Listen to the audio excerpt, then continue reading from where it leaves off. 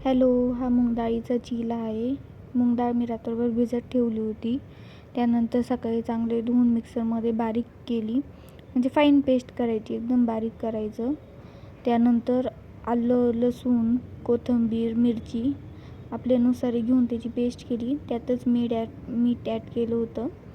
ते चांगलं मिक्स झाल्यानंतर त्यात वरतून थोडासा ओवा टाकला. आपल्या चवीनुसार टाकायचं आहे. तो पण चांगला छान मिक्स करून घ्यायचं आहे.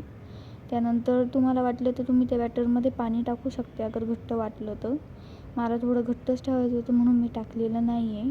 त्यानंतर तवा छान गरम करून घ्यायचा आहे.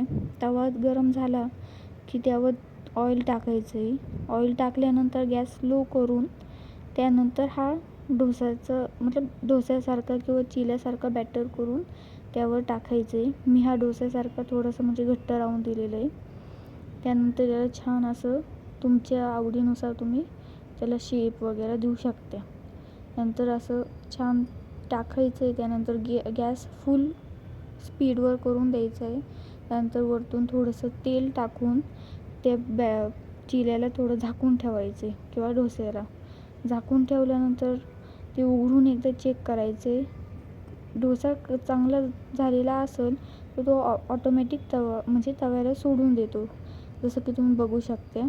ते असं टर्न करायचं आहे.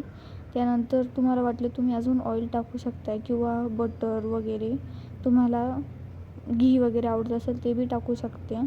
त्यानंतर हे असं झाकण उघडून छानपैकी त्याला चेक करून घ्यायचं आहे. छान झाल्यानंतर एकदा परत टर्न मारून त्याची छान घडी घालायची तुम्हाला आवडेल तशी, आणि ही खाण्यासाठी ऑलमोस्ट तयार आहे. तुम्ही याला टोमॅटो सॉस संगही खाऊ शकता.